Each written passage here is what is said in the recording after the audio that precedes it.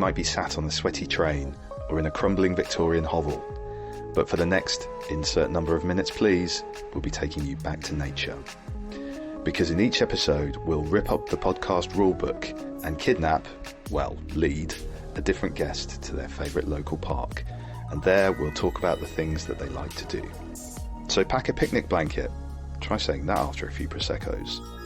Our guarantee to you, lucky listener, is that this episode will contain one or more of the following: ice cream, swings, grass, dog walkers, drunks, canoodling couples, a possible mugging, and fun in the sun, unless it rains.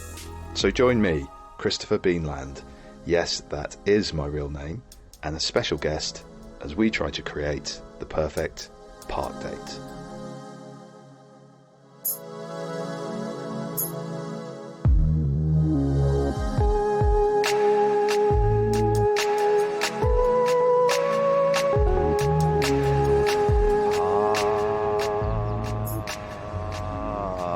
Date.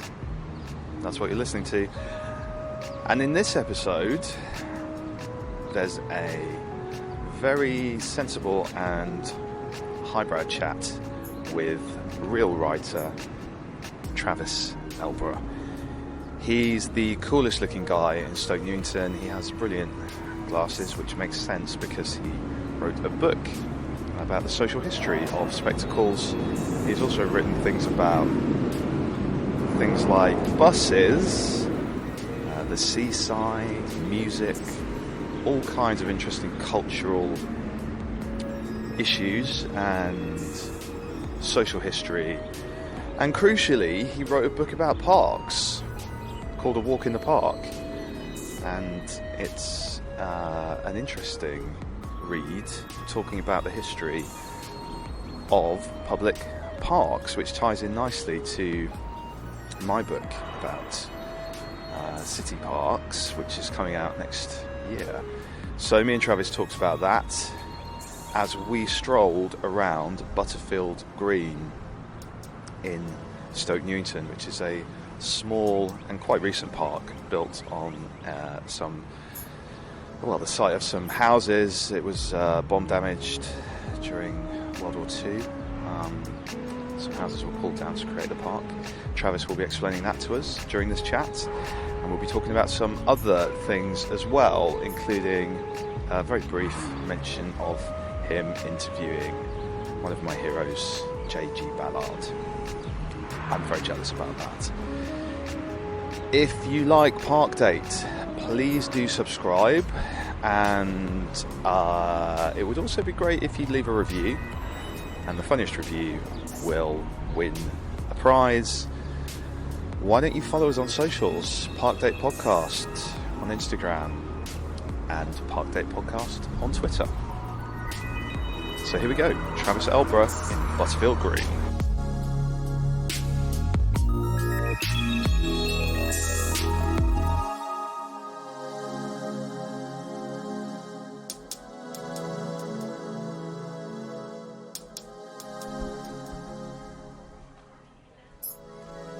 Welcome to Butterfield Green in Stoke Newington, North London.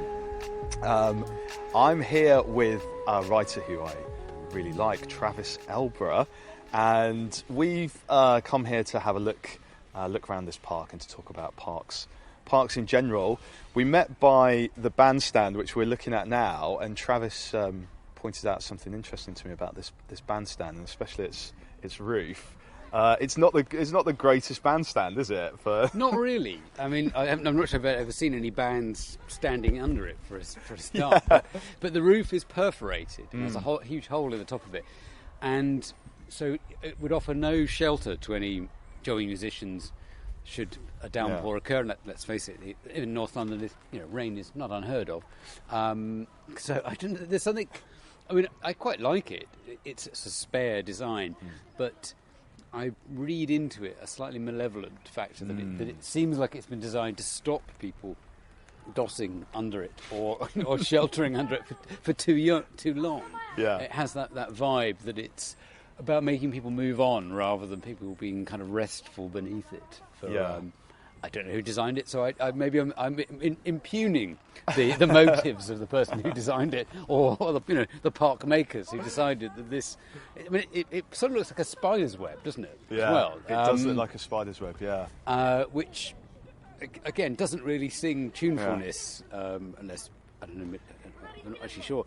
Does spiders sing? Really? I don't know. Yeah, what? I mean, there's the web, but I wonder what kind of music. The music of spiders. What's real the music of spiders? What kind of music would I imagine spiders would make a kind of maybe something that would be on Warp Records, like that kind of exactly. Minimal techno is what exactly. we're saying. Really. The clickiness of an arachnid life. Yeah, but maybe it would be perfect for them. But you make a good point, Travis, because I think the thing with parks is that they're these welcoming places that you bring your kids, but there's also a kind of seediness to it as well. When you're a teenager, you go and get drunk. Well, there. I mean, this park. I remember overhearing someone on a mobile phone saying, "I'm in the Dossers Park." They were referring to Butterfield Green as the Dossers Park. Which is a little unfair. I mean, there are other parks where Dossers are welcome too. I mean, again, this is a fairly contemporary park. I mean, it was this area was this particular area of Stoke Newington Green was heavily bombed during the Second World War. And parts of this, what became the park, were bomb sites and so on. But it's fenced. It has these rather elegant gateways into it from Allen Road here. So in that respect, it conforms to some elements of a traditional park.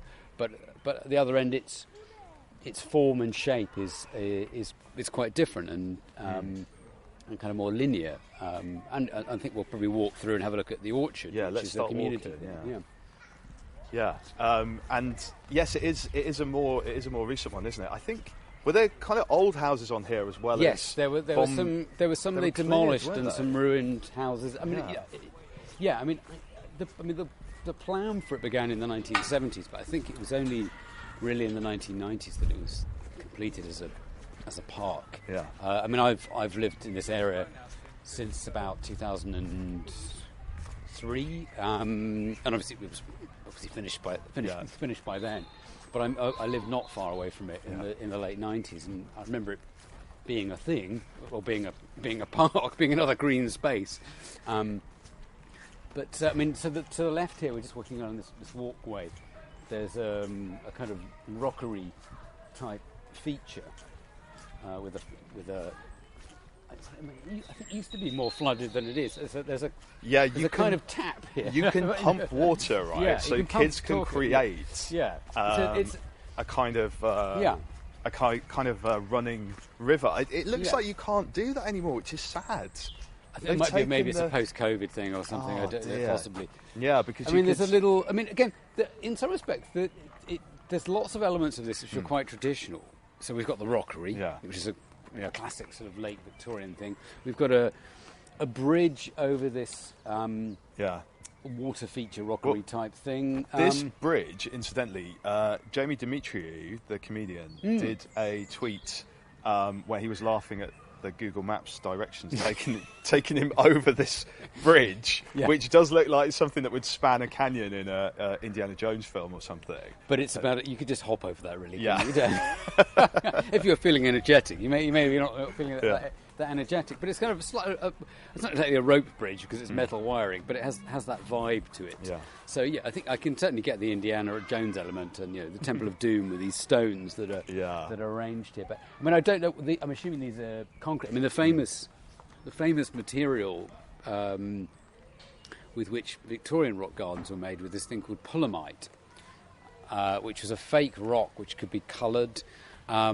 Developed by James Pullum and Company of Broxbourne, and lots of Victorian parks, and actually and seaside places as well. Ramsgate has quite a lot of pullomite. They'd be coloured sort of purple and green, quite exotic looking. But it was a whole strange hangover from the popularity of mountaineering and alpine gardens and stuff in the late Victorian period. So it's all a bit like Sherlock Holmes falling off, falling to his death down the ravine. You could have in your local park, and so here in Newington Green we have an approximation of that. I mean, these they're slightly. Are they too tidy? I don't know. These rocks, they look a bit too. Well, it reminds me. They're smooth, aren't they? Exactly. They've been worn away by the tides of time. The tides of time. It reminds me of geography when you learn about glaciated landscapes, and I'm desperately trying to remember what the technical term is for these rounded. I want to say moulins, but I think that's it's I didn't do incorrect. geography really, so sadly I can't help you on the rockology there and so on. But but it's quite. I mean, kids do play in this area, and they seem to have quite a lot of fun with it. And when the pump was running, it would be a bit more aquatic, shall we say? But I mean, it's I think it's got quite a nice sort of vista, hasn't it? Really, Indeed, and lots of animal life. I can see a robin here, which is quite a nice sight as well. So people would definitely like to come and use this park. But it's a little bit of a different thing to maybe some parks that people are used to, isn't it? It's like a hidden away backstreet park, Yeah. which I rather like about it. Is that you've only got to step. I mean, not that they're the mean streets of Stoke Newington, but it seems like a little green oasis in some respects. So we're just about to walk into which is the community orchard. So the sort of friends of Butterfield Green, so people who live in the area and so on, established this orchard, and in the autumn they have kind of apple day and sell the juice, and there's a little kind of festivities around it. But again, the slightly pedagogical thing that you get in one of the kind of earliest public parks, which is the Derby Arboretum. There are rival claims for this, obviously, and it's a bit complicated, but the point about the Derby Arboretum was that it had 1,000 trees, which is actually very similar to Avenue Park as well, the cemetery slightly in the north here, but the trees were all labelled with their names on. And so in this apple orchard here, we have the names of the types of apple that are being grown. It actually says, "No picking, please. Fruit not ripe yet." We're still at the blossom stage at the moment, but still very beautiful with the blossom. So we've got Rippon's orange, Cox's. origin, Cox's pippin. Say Colorado? Was it say something rather Buckingham? It's a bit faded, this label. Somewhere in Buckinghamshire. So a bit of the country has landed in a bit of Bucks anyway. Yeah, is Bucks the country these days. I don't know. Maybe. It's nice to have an orchard. You don't see those very often, do you? No, I think it's probably one of the first to be established in the centre of London for 50 years or so, I think. Yeah. And to the left of us, there's also this adventure playground, which is, again, goes back to this post-war phenomena of having what were called junk playgrounds, often on bomb sites. So it's interesting that probably the bomb site was claimed as a playground before Butterfield Green was even turned into a park, but using the bare bones of material to create something fun for kids to run around in, and it's still going strong in this format. So the bomb sites predated the kind of modernist playgrounds that you think of as coming with the estates in the 60s. People were just kind of using those spaces, using for the dead spaces in the way that they and they were kind of formalised as well by the 70s and so on. Most public parks had some form of kind of adventure playground. I think this is the thing is in the post-war period as well that kids become really important to parks. You have the 11 o'clock club things for mothers and their kids, and you have a lot more. I suppose a sense of play enters it really. If we're turning the clock back to kind of Victorian parks really, you're quite controlled within those spaces. You were supposed to kind of promenade around them. Yeah, the grass would be kind of fenced off. I guess children weren't really welcome in the early parks, were they? It was they were there, but they had. But it's sort of by the 1860s you start to get formal playgrounds and the witch's hat type swings and those type of things come in. But it's quite contained, I would say. The post-war period, it's definitely that parks are kind of rethought in a way to accommodate children's play, and I think also probably culturally, you've got a baby booming thing. There's a lot of kids around. But there's a kind of some engagement with child psychology. Yeah. I mean, I think one of the really telling things is that the first appearance of Dennis the Menace, the famous striped bog brush-haired cartoon character, is in 1951 in the Beano, and in his very first strip, he is battling against a Jobsworth park keeper. Is he really? Yeah, so it seems like there's a kind of generational shift, and the whole idea of the parky as well as these figures of authority. Whereas, you go to Victoria Park now, the rangers are, very loving, they still have to shop a load of barbecues and other things, and they've got their work cut out. But, they see themselves as the facilitators of the use of the park, whereas I think probably in times gone by, the park keeper was doing their own work, trying to stop as much happening in the park rather than policing. Exactly. And that kind of came back in lockdown, didn't it? I remember being in Victoria Park. They were cracking down very harshly on people who were not taking exercise, if we were sitting on benches or appearing to... Well, here, these... certainly the benches... It was actually more slightly down in Butterfield Green, but the benches had hazard tape on them to stop people from stopping. Yeah. We were not supposed to linger. Yeah. And I've just had unfashionably late. I've just had COVID, but it kind of made sense, I guess. But it felt. I think the thing is, one of the things about COVID, didn't it? It brought out some of the pressures of park use, because you had the people that wanted to do their exercise and had probably been doing their exercise in private gyms where they've been used to being able to kind of do exactly what they want to do, the number of steps and all the rest of it. But then interacting with people in a public park, and they were wanting to run as they would normally run, and encountering other people who were sauntering around and walking and so on. So I think it brought to the fore lots of the tensions which are there in park use anyway, about who gets right of way. Yeah. The whole thing about certain parks where they're allowed to cycle through them, certain parks they're allowed to have your dogs off the leash, etc. All of these things, because it's always a really fascinating combination, isn't it, of what the demands on a park are, how we use them, how they've been designed. I always talk about the phenomena of the desire line, where people cut across strips, and and that's the park makers have decided that's the route you're supposed to be going on, and we as users have decided to subvert that by just telking the shortest route possible. Yeah. And that interaction between the users and the makers I think is always really interesting, and also tells us a lot about how parks have evolved to accommodate changes in use. As I said, the Victorian Park was very much about promenading, certain prohibitions on certain games. Victoria Park, which is London's first sort of purpose-built public park, you couldn't play football there until the 1890s. It was circumscribed. You have to go to Hackney Marshes to play football. So, and there were things like archery and quoits and these more genteel sports that were available then. No football, but quoits allowed. No, exactly. And similarly, I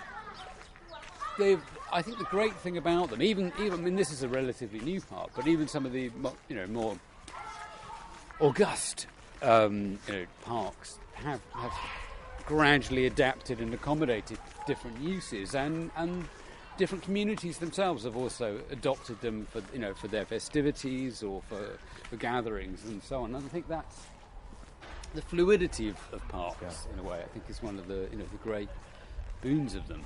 Well, I think one of the reasons that I'm here and that I was interested in writing about parks and maybe starting this podcast as well was reading your book, Travis, A Walk in the Park, which I thought was very, very interesting. And it kind of made me think about something which, we kind of take for granted, right? Maybe people, it's one of those things that you don't really give a second thought to. You just go there and you kind of expect that there's going to be a park. But actually, the story of parks is a very interesting one, isn't it?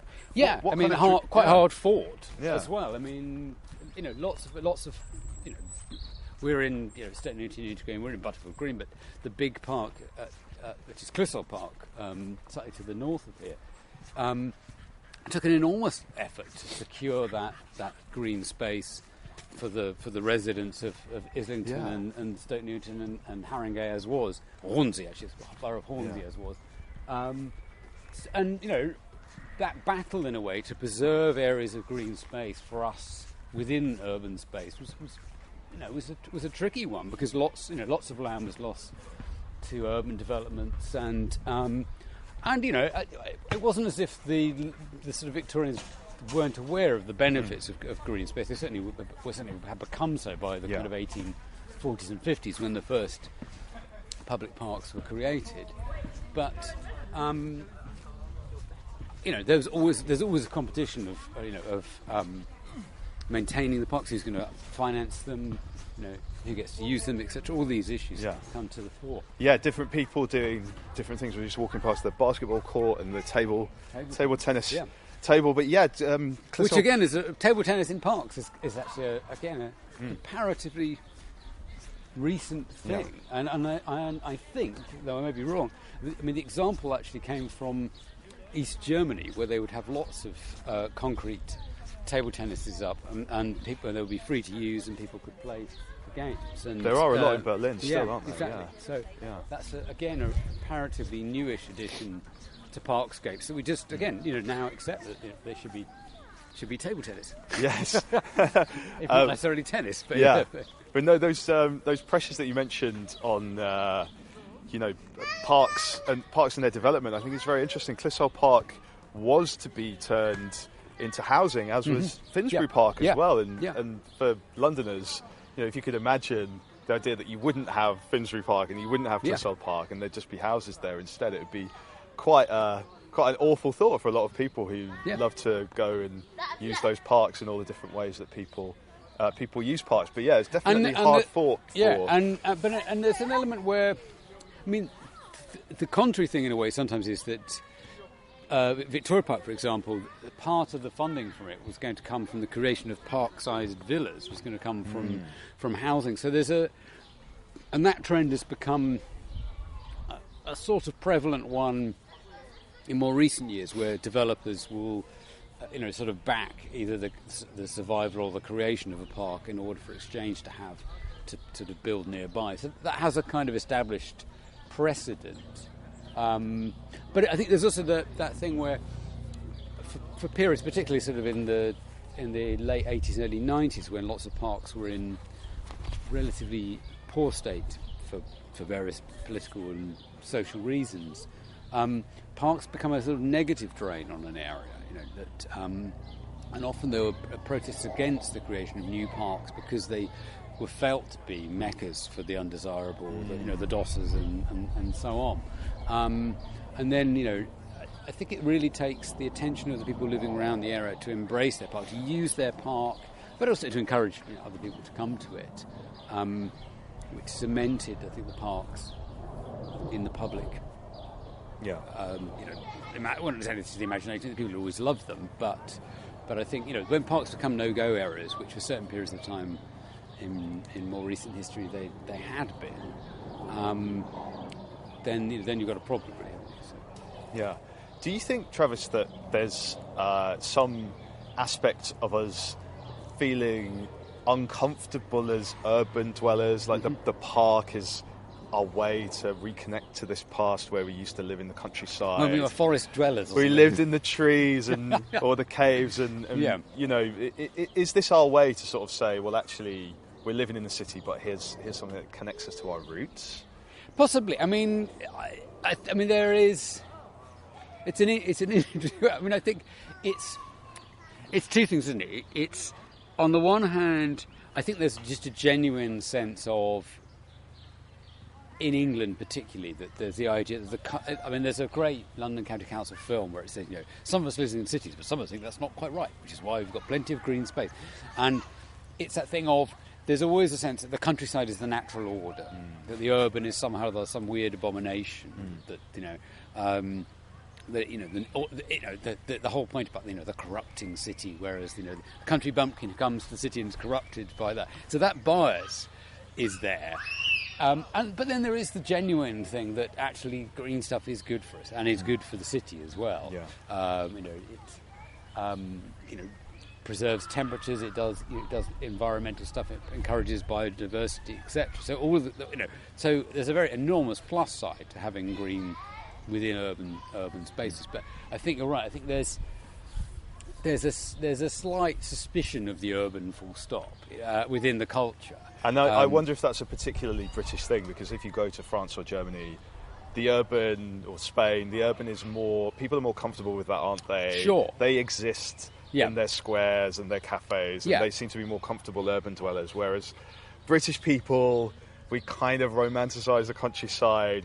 And always having your own garden. Yeah, the idea of the garden is yeah. actually quite a ridiculous concept, which has then been exported to Australia and America and all these other places that Britain colonised. But the garden is not a thing that really exists so much. When you look at mainland Europe, I think the difference in a way is that the sort of British culture is quite about the home, and in some sense, parks are for people who don't. They're the sort of the garden for people who don't have gardens. In the same way that maybe even pubs are the parlours for people who don't have room at home for their parlours. So and they're interesting.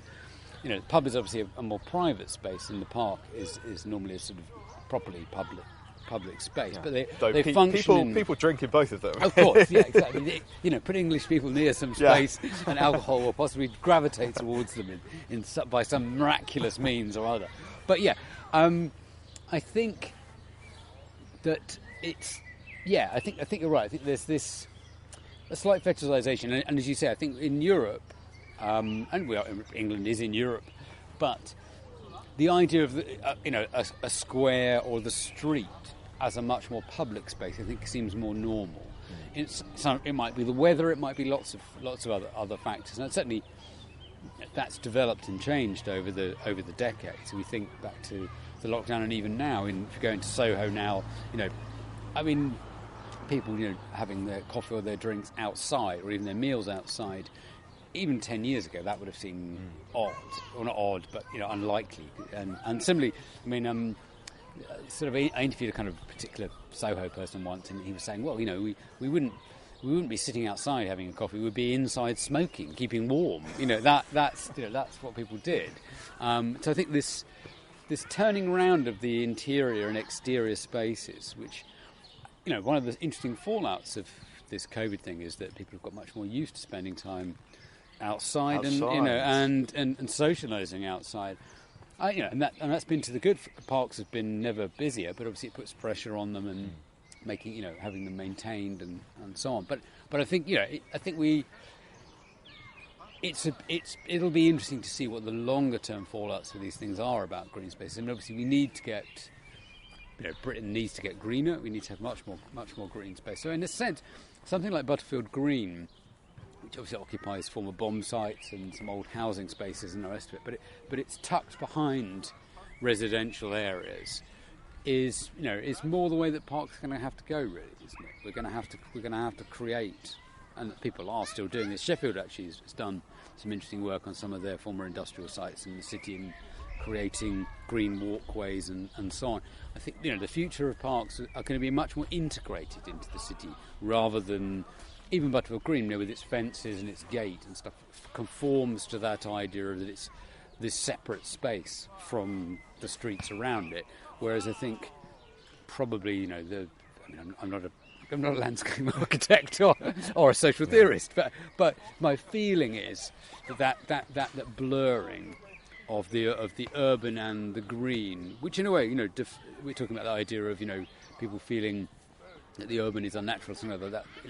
The greening up of urban space. Hopefully, just not sticking a tree in pointlessly in Trafalgar Square, or positing some ludicrously overpriced, bridge, garden bridge. Yeah, exactly. Which we'll not talk about.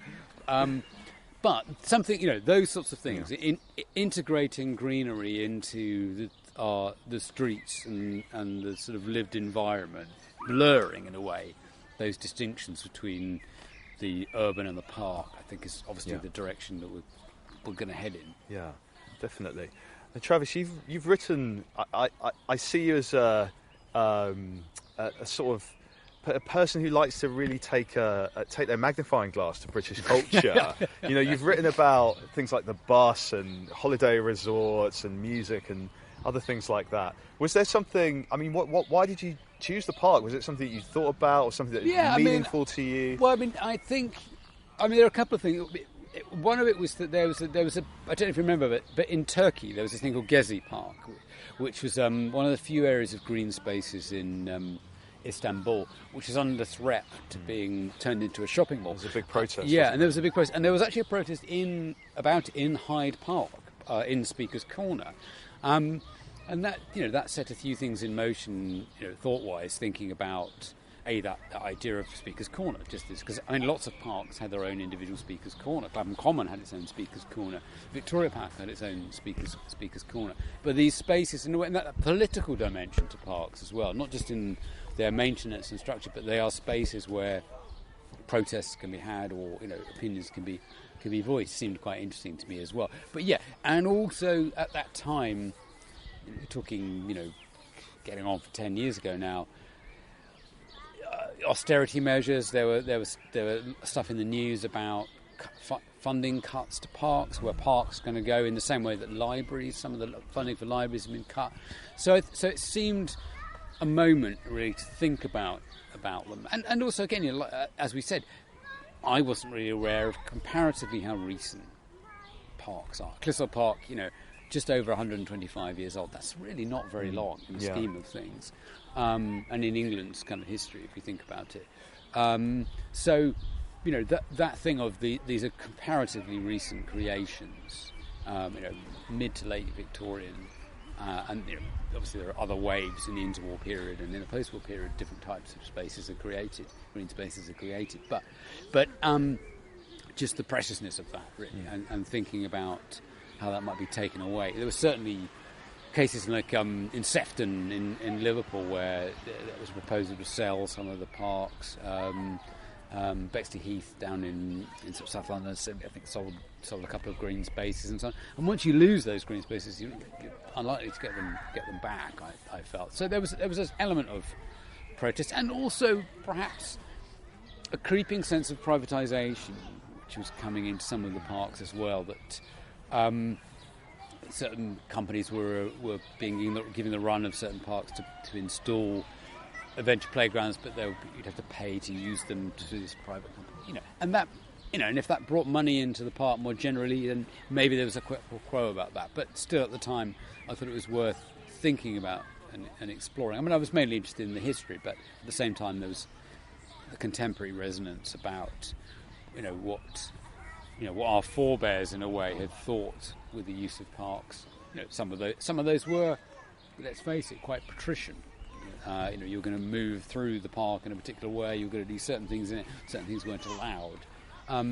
But within that paternalism, there was, I think, on balance, it was fairly benign. People weren't trying to extract value from the people using it, other than maybe the social good. I mean, that social good might be a little unsavoury to us in some ways, or feel a bit high-handed, maybe more high-handed than anything. What's good for the poor, kind of that sort of idea. That idea that it's good for the lower orders sort of idea. That way they won't riot if we give them this climbing frame and that big fountain. Yeah. Well, was that one of the reasons that the Royal Parks were created as well? It was kind of we'll give you a little bit back. Sure, yeah. And then please, well, they were private hunting. Please don't unseat us from exactly. Please don't massacre us in Uncle Nicky or whatever. I mean, again, there's always a balance in these things.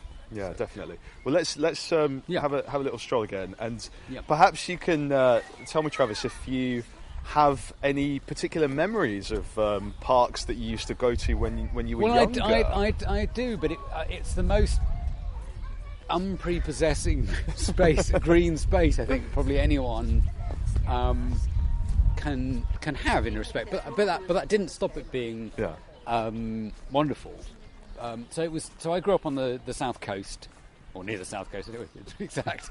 I would say I grew up by the sea, but really I grew up by the A27 is probably more accurate. But anyway, we lived in a village called Sompting, and to reach my school, I would have to cross over the Sompting recreation ground, Right.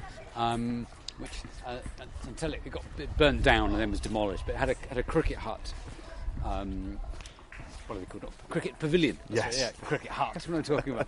Make it sound very banal. Had a cricket pavilion, but mainly just pylons. It was just like a massive green, big square chunk of green, where there were football pitches and cricket pitches, and that was kind of it, really. But that was where we went, and I would have to cross it twice a day to go backwards and forwards from school. And that was kind of formative in a way. And there was something about its very blankness that it was just. I mean, it was the wreck, REC. Yes, it's funny how we shorten that in Britain, don't we? To a wreck. Yeah. Very common. And so that was my. So it wasn't landscaped by any stretch of the imagination, because my dad was a keen amateur sports person. So he, it was in a football team and it was in a cricket team. Lots of my weekends were spent travelling with my dad and my younger brother around various similar kind of municipal recreation grounds. So my first entrance in a way to parks were these rather utilitarian spaces where shivering around watching my dad play and then in the cricket season I would occasionally get to do the scoring on the cricket, but it was but I don't have any aptitude for sport whatsoever. But those were the first parks that I was introduced to, and it was I suppose comparatively later on that I finally encountered what you might think of as kind of grand landscaped parks. I mean, there must have been some, but I don't really remember them. I mean, there were things like there's the Steen Gardens on the seafront at Worthing, which is a classic sort of Victorian seafront type garden, and there was also Homefield Park, which was a bit more landscaped and had some climbing frames and so on. But yeah, it was a fairly 70s, 80s slab of concrete with a climbing frame on it and a slide and some swings, football pitches, and that was about it.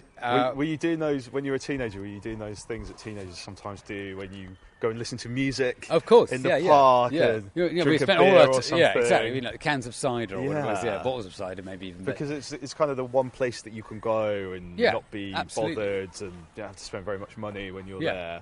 Well, you can't get into pubs at that age either, so you're just lurking. No, there's a lot of. I mean, it's the 70s and the 80s, or the only 80s by this point. Yeah, there's a lot of hanging around in parks. Taking the girlfriend's dog for a walk round the park. That amounted to the glamour and greenery of our lives. I mean, we did have the South Downs to our north, so there were other green spaces. But as far as parks, as far as a formal landscape, they were these rather utilitarian spaces. I don't feel any remiss from that. I thought it was, or I feel any lack. There was something about the blank canvas of those which meant you could play games in them, and they were you could ink in the world that you wanted with it, whether it was the landscape of tattooing and Star Wars, or the trenches of the Second World War or something like that, or whichever war game you were playing at the time. Do you think any of that contributed to you becoming a writer? Because I sometimes wonder if I used to love kind of exploring the world around me, and going to the park and going to the woods and stuff, and I think that maybe helped my imagination to flourish. I don't think it does it any harm. Yeah. And I think we're naturally disposed to peer and explore. Certainly, yeah. I mean, I think. Well, all of it. This is the thing. It's why these spaces are incredibly important for children because they do fire your imagination. I mean, they're very sensory, aren't they? That's why, if you think about it. I mean, I'm not very good at plant identification, to be perfectly honest. But yeah, and also the cycles of the seasons. It's very even in these kind of rather bald wrecks. seasons are also measured out in what games are being played as well. Whether it's the football season or the cricket season, but you see the landscape change. The leaves from the trees and maybe different types of birds and things, and those things are. I think you're quite sensory, aren't you, when you're a child as well, because your world is quite small. So little subtle differences in it you do pick up on. That's scents and smells and particular aromas and scenes. I think those all kind of feeds into the brain. Yeah, that's true. And I think we were encouraged at school to write about things like that as well. The kind of poetry about nature. Yeah, so there's a nature table. Exactly. And stuff. Yeah. I think kids love animals and kids love like the natural world. So it's kind of I think they were probably maybe some of the first things I wrote about. Poems about the birds that you would see or things like that. Well, it was almost mandatory to have some Ted Hughes shoved down your neck, wasn't it, about some crow or God knows what else. Of course, the old Ted Hughes, yeah. Exactly. And did you always want to be a writer, by the way? What sort of led you to writing, Travis? I mean, I suppose so, yeah. I mean, I was always a reader, and by association that meant you wanted to write. I mean, I was always, scribbling stories when I was a kid. I was very into science fiction when I was a kid. Things like Nicholas Fisk, Flamers, and what's it called?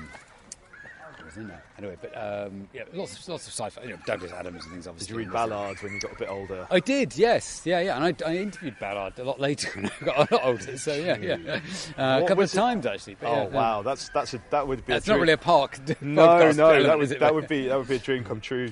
For me. I bet he was amazing to. No, he was great. Yeah, he was very good. Yeah, amazing.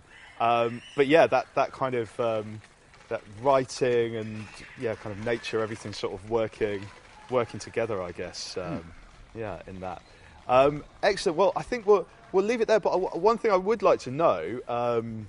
You've written a few books, Travis. What's kind of next for you? Are you writing another book at the moment? Or? I've done these series of Atlas books, and I've got another one of those out in October, which is actually about writers' journeys. So that's going to come out. I think it's October, and I've got a few other projects on the go. Yeah. I'm slightly cagey about a couple of them because I haven't got any contracts for them, so they're a bit like. But you don't want to jinx it either. But I'm sure there'll be some other wayward piece of social history coming away sometime in the next couple of years. Odds on, And if you want wayward pieces of social history done well, then you need to read the Travis Elborough book.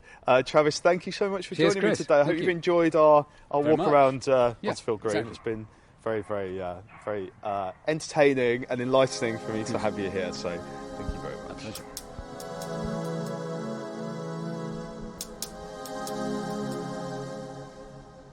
I hope you enjoyed that episode of Park Date. There's lots more where that came from, and there'll be more in the future as well. If you enjoyed it, please leave a review, good or bad. Make them funny. I'll be reading out the best ones, and there'll be a prize for the one that makes me laugh the most. Name check some trees in your reviews and leave them wherever you get your podcasts from. Check out our website, parkdate.co.uk, and if you see me walking around in the park, come and say hello. I think that was the sound of someone sneezing. Yes. Thank you. Bye-bye.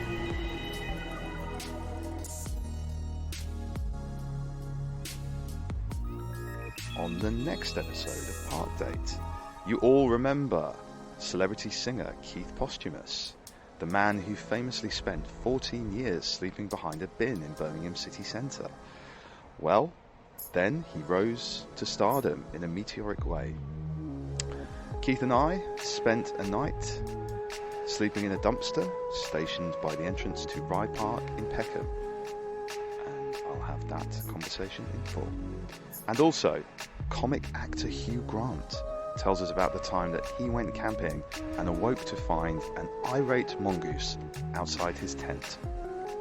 It really was very, very huge. All this and more coming up in the next hilarious instalment of Park Date.